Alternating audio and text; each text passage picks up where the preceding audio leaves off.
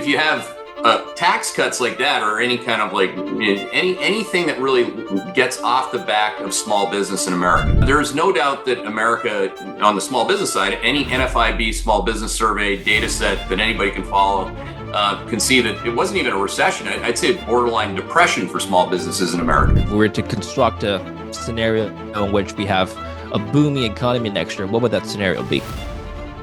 Our market's pricing in a return of inflation. The 10-year yield has been jumping up of late, up in the last week from 4.21% all the way to 4.27% in a couple of days. Yields have been rising ever since the beginning of September, when the Fed cut rates by a half percentage point. Joining us to discuss what's next for inflation, the economy, and your portfolio is Keith McCullough. He is the founder and CEO of Hedgeye Risk Management. He's had a storied career working on Wall Street, having been at many firms prior to founding Hedgeye Risk Management. Welcome to the show. I appreciate it, David. Thanks. Looking forward to having a chat with you. I've had your associate Neil Howe on a couple of times. He was great. People can check out that interview, link down below. But wanted to get you on for a long time, so I'm happy we're finally able to connect. Let's start with the tweet that you've made recently. You said that this is one of the biggest moves ever in Treasury volatility. Now, the MOVE index, which measures the implied volatility of U.S. Treasury bonds, has skyrocketed nearly 2,800 basis points over the past month, a historic move. What does this really mean for you? Okay, this was posted by the Hedgeye Twitter page, or X page, should we say now. What does this mean? To really make it simple, it means that the Federal Reserve doesn't know what they're doing right now, and they probably don't know what to do next. So that, it's a wonky thing, and I appreciate you starting with that, because very few people would. But when you think about the volatility of the bond market and the message the bond market's giving, in terms of what the Fed actually has transparency or clarity in doing, this is the equivalent of the VIX. The MOVE index is the equivalent of the VIX, which most people are familiar with equities. And move above our breakout line, which is around 101 on the MOVE index, was just went vertical. And I think that that's basically the sign that we're right, that inflation is already reaccelerating. We've seen the cycle low on headline CPI, which we think was in September.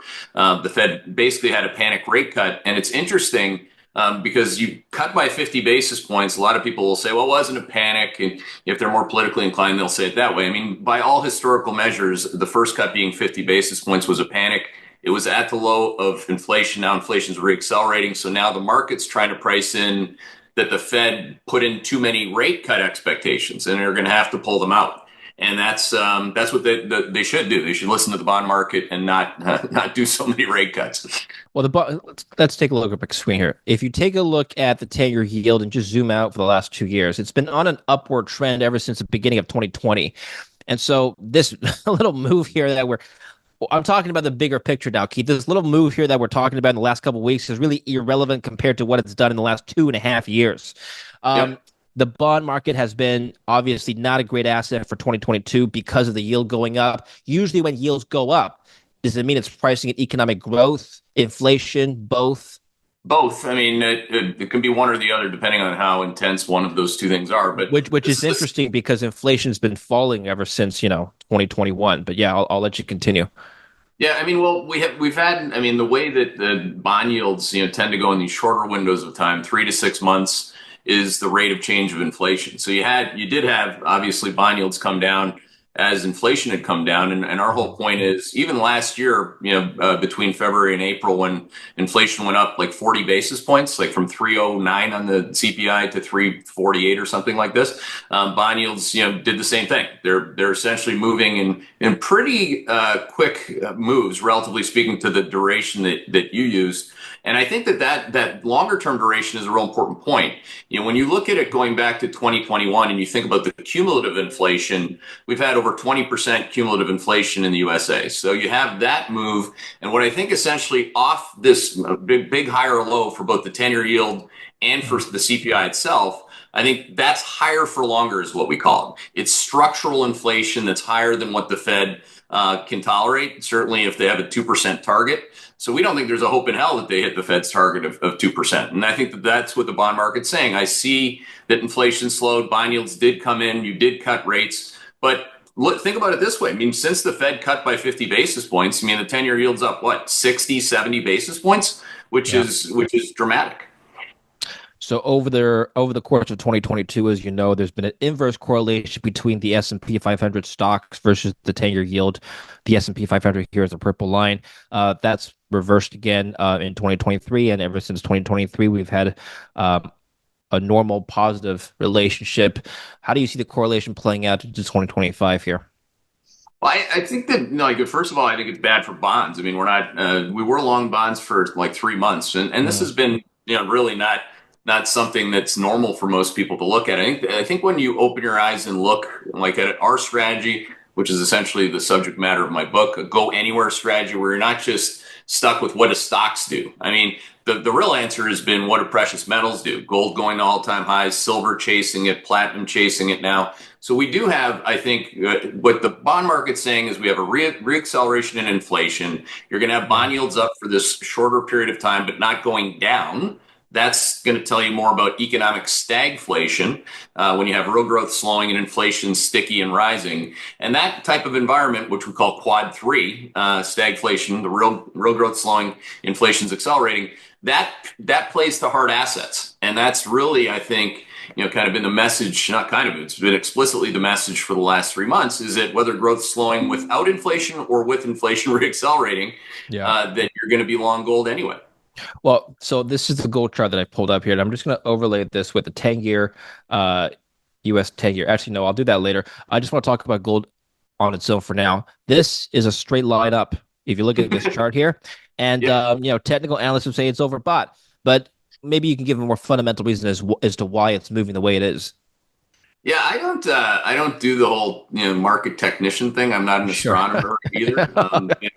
The overbought from all-time highs means absolutely nothing. I mean, of course, on a very short-term basis, we have a definition of that. Again, it's in my book. Top end of the risk range, we would say, is immediate-term trade overbought. But when it's immediate-term trade overbought within a bullish trend, never mind one that's hitting all-time highs, and the risk range is signaling higher highs, higher all-time highs, there's no human that can tell you when that stops. It's like looking at Nvidia. There's no valuation. It's not like the Sure. market's making a determination on that. I think what it's really telling you is what I said, which is if we're going into a period of economic stagflation in the USA, I want to own hard assets. I want to own, the currency that is gold and anything that really kind of trades alongside it. You have a book here from your a chart here from your book rather. Master the Market is the name of your book.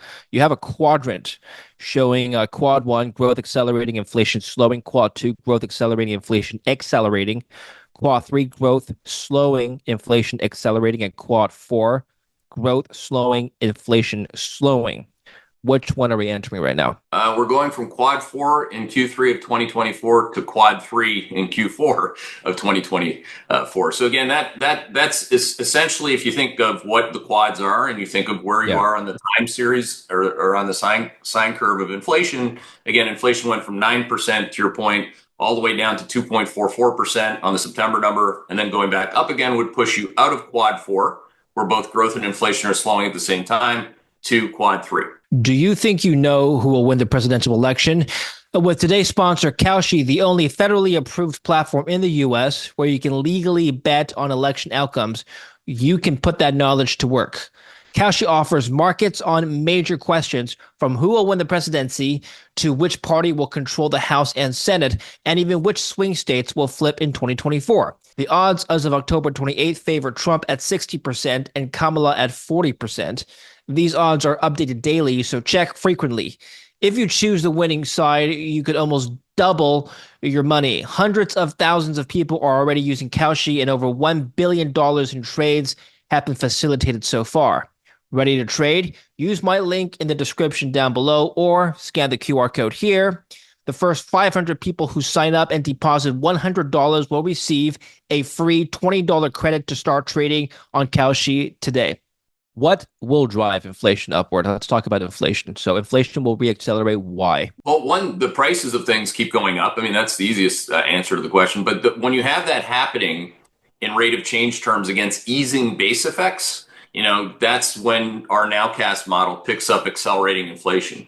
If the prices of things were dead flat, then you would still actually have year over year inflation start to stop going down and go up a little bit. Now, if the prices of things start to go up faster, and we've seen, again, X oil, which is trading on its own, we think, Middle Eastern path to a degree with a lot of shocks. I mean, there's basically been double-digit food price inflation. I mean, if you look into anything from eggs, which are up more like 34, 35%, to salmon and beef, I was highlighting this morning, the prices of things continue higher. So that's all I need to do is measure and map real prices. And that's what we do every day. We take those real prices, we put it in our model. And if the base effects are easing, inflation's accelerating. When you say inflation is going to accelerate, are we talking about high single digits like in 2021, 2022? We're talking about double digits like back in the 70s. We're talking about just a little bit higher.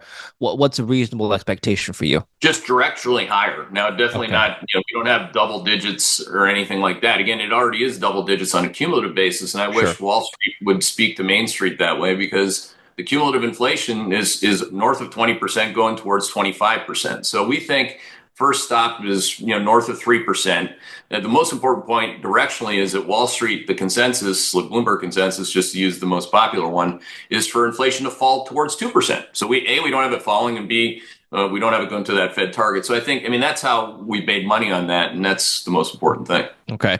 Now, you have here a chart showing which assets are likely to do the best and worst under each quadrant. So just focusing on quadrant three, which is what you're anticipating to happen. Quadrant three, stagflation, best asset classes, gold and commodities. We've talked about that. Worst asset classes, credit. Why is that? If you have a risky credit in a slowing top-down economic environment, so our GDP nowcast is slowing from call it 3% towards 1% in the fourth quarter. That's a lot sequentially. So if you're a cyclical company and you have a lot of leverage, particularly now because leverage isn't what it used to cost, which was essentially nothing, then that's your problem. Is you get margin compression because your costs are going up. Some companies don't have any pricing power at all, and you get some blowups in terms of cash flows and balance sheets, et cetera. Best equity sectors, utilities, tech, energy, and industrials. Tech does well during stagflation. Why is that? Because secular growth does well, and tech has had the most of it. So if you think about factor exposures inside of the sectors, both secular growth and momentum work at the same time. So if a company, then the reason why, if GDP goes from 3 to 2 to 1, and a company's revenues accelerate from 20 to 25%, you're accelerating while the rest of the world is decelerating. Therefore, your stock is worth more. So that makes a lot of sense. Conversely, small caps, if you're a levered small cap that has any cyclicality, you're getting hurt by the cost side. Your GDP linked type business demand is slowing. And that's like, if you even look at last week, last week the Russell 2000 was down a full 3% on the week, which is a lot. And the NASDAQ was actually up again on the week. Okay, let's back up for a minute. Why is it that you think that we're going to get inflation, but the growth component won't catch up? We've had a series of good economic data releases. Retail sales came in a week and a half ago, stronger than expected.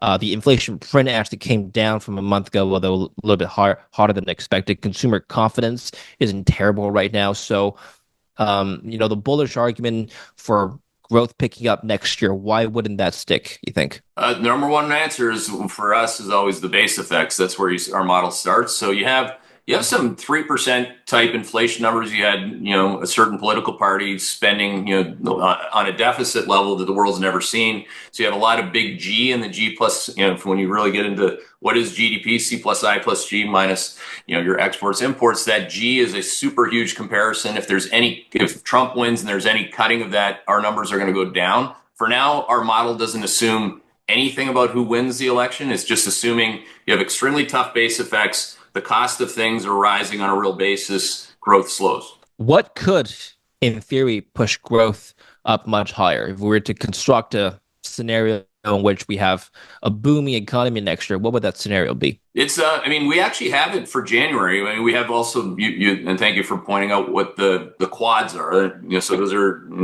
those are real important to know. And those are quarterly quads. If you zoom in on the monthly quads, the month of January in particular should be what we call quad 2. So we wouldn't be surprised in particular, again, under certain economic situations, under different presidents, you can get to different scenarios, right? So we already have a projection to take a shot at quad 2 and then kind of fizzle a bit. But quad two, again, is when the labor market remains strong, which categorically, the labor market's been slowing since it peaked in 2021. Most people are like, well, this is new now. It's slowing. No, that's not true. A bunch of government jobs were bought. And these types of things do matter depending on who the president's going to be. Because again, if Elon Musk yanks $2 trillion out of government spending, that's going to slow the economy, right? If Trump has pro-cyclical tax cuts and they don't pull anything out of deficit spending, then you could have, like in 2017, we were very bullish coming out of the Trump election, and it had nothing to do with Trump. It had to do with the base effects. The year before, 2016, was a very slow year for the economy. So the probability was rising. If Bozo the Clown was, we're pretty close to it anyway, he becomes president, they're going to have easy base effects in an accelerating economy. So that's how we think about it. How much do your quads change depending on fiscal policies under a different regime? So Harris and Trump have very different approaches to taxes. Let's just focus on taxes first. On the extreme end, you have Trump doubling down this week, saying that if he were president, he may just eliminate income taxes altogether and fund the government with tariffs, like the government used to do in the early 1900s. Kamala Harris has different tax plans for different income brackets, but more or less, it's going to be higher taxes under Harris. What would change for your quadrants? I mean, the growth just comes from different places, right? If it's Harris, it's modern monetary theory where you just rain down money, you forgive all student loans, you get a house for 25 grand, I think she said too. I mean, you're just going to have explicit growth in a lot of different things, government spending, housing, et cetera. Now, if you have tax cuts like that, or any kind of anything that really gets off the back of small business in America, there's no doubt that America, on the small business side, any NFIB small business survey data set that anybody can follow, can see that it wasn't even a recession. I'd say borderline depression for small businesses in America. So I think you could see a lot of growth on the smaller cap side of the U.S. stock market, which we haven't had in a long time. You see the private sector do better. You lay off the biggest problem in the private sector. Big difference. If Harris wins, you keep the bid for government labor at a very high rate, which the private sector hates because they have to compete with those very high levels of, minimum wage, et cetera, et cetera. So it's going to be a very different cocktail under either administration. And the best way for us to do it is not call what it could or should be, but just deal with what it is. I've always done it that way. Like you, I'm a Canadian, so I'm not a Republican or a Democrat. So I think it's a little easier.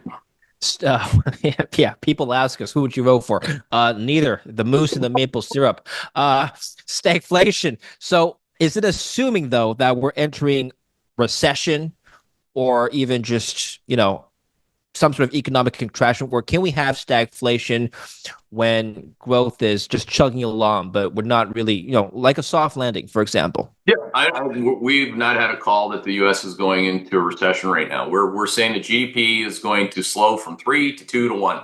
And once we get to 1, we'll see if the probability starts to go up. And again, I have no idea who's going to win this election or how the markets and prices of things are going to react.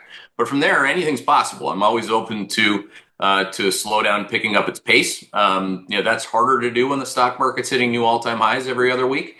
And, the wealth in this country, if you think of home equity values or stock market values, as long as you're not just long the long bond, gold, physical gold, there's been rip-roaring fun for the what we call the right side of the K in the economy. You have the K-shaped economy. Neil Howe talked to you about this. You have the haves and you have the have-nots. The rich are getting richer, the poor are getting poorer.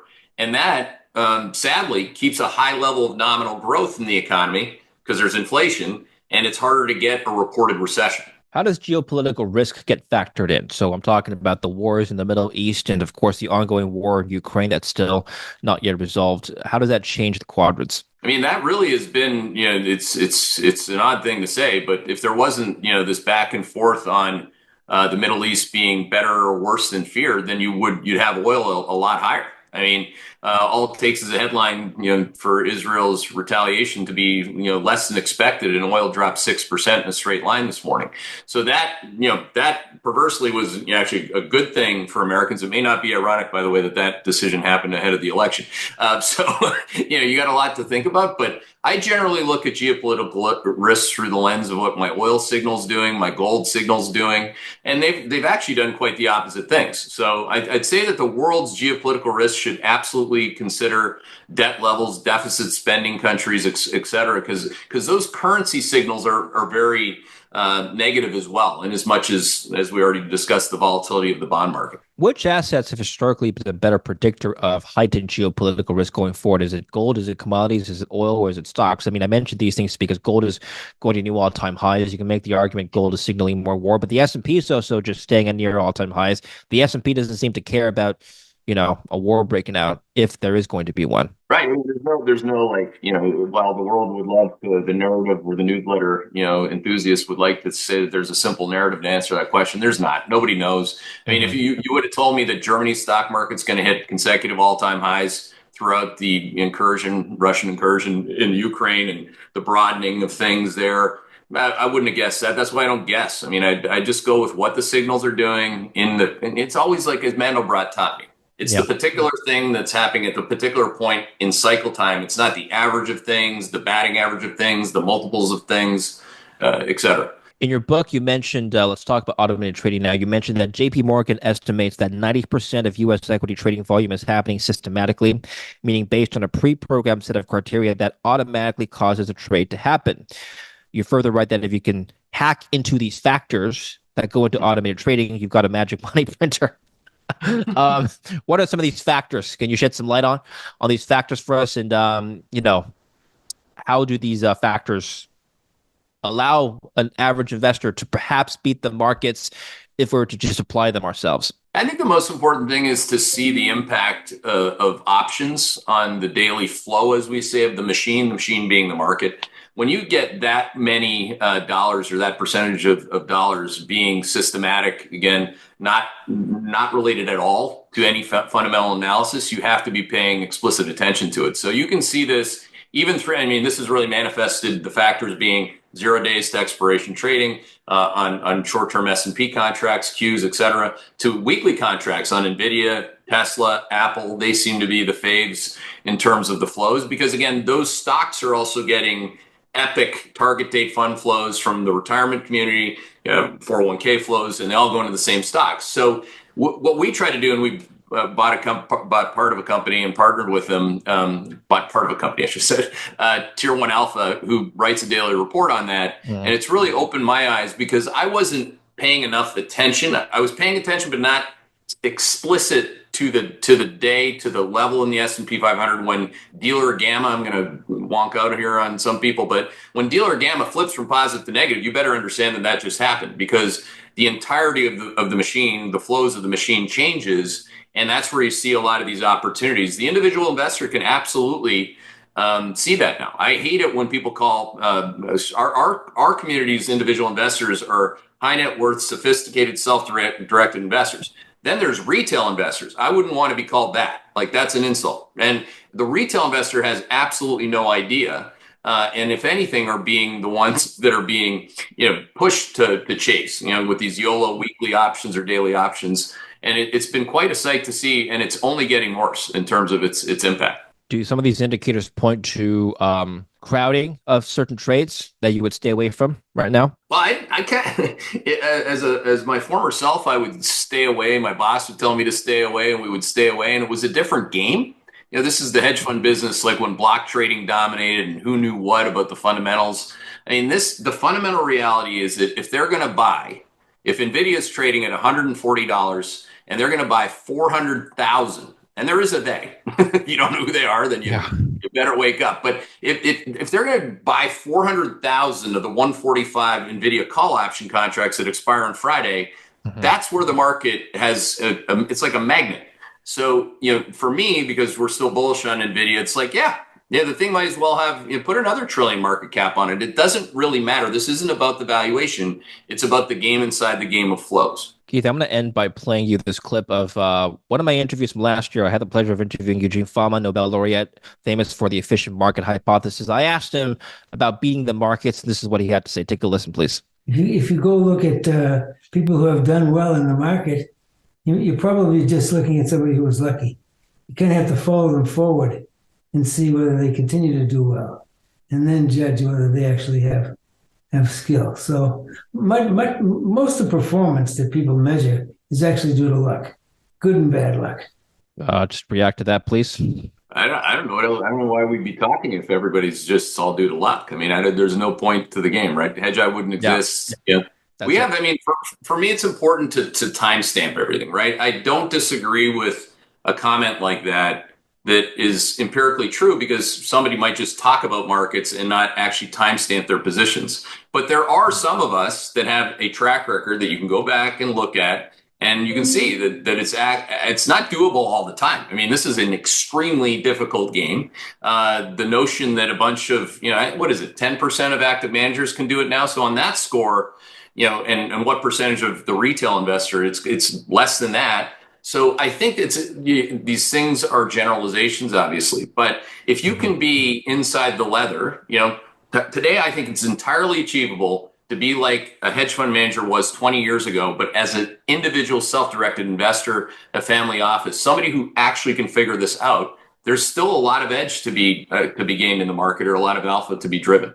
Speaking of alpha, you have a chart in your book. It's called Identifying Bullish and Bearish Trends Across Global Macro. It's a methodology that you and your team have developed. So I'll just take a look at this chart here.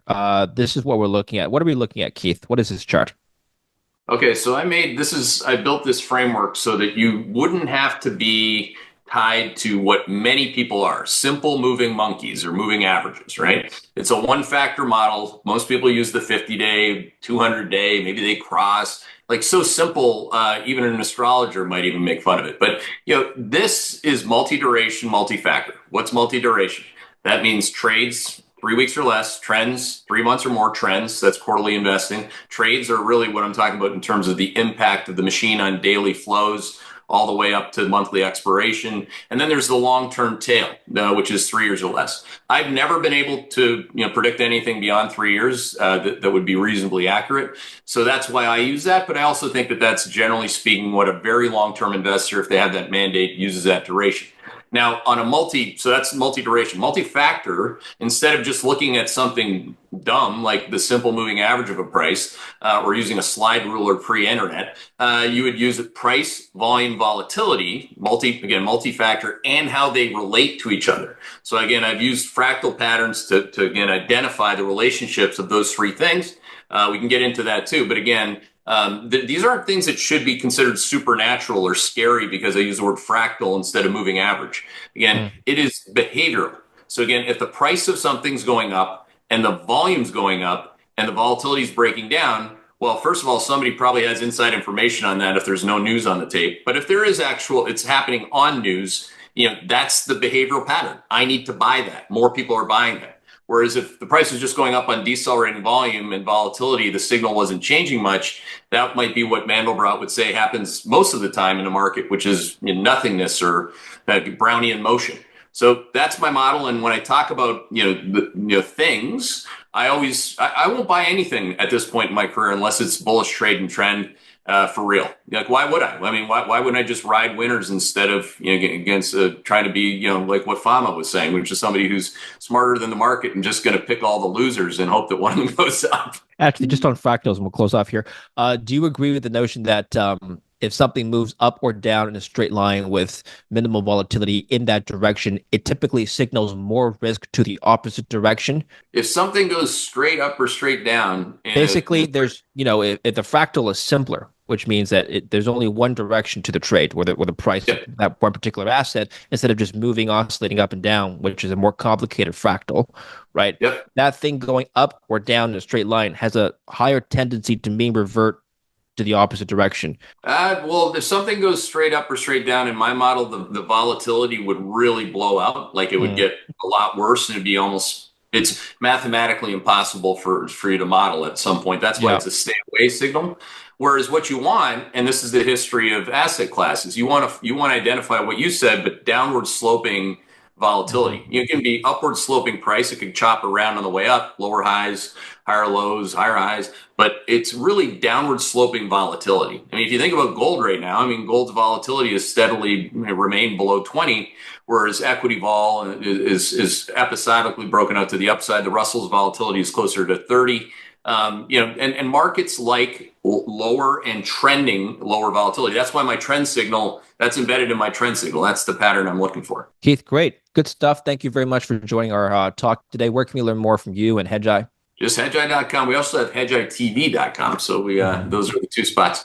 But I appreciate it. Thanks, man. Thanks for joining, and we'll put the links down below, Hedgeye TV and hedgeye.com. Follow Keith there, and we'll speak again soon. Take care. Thanks.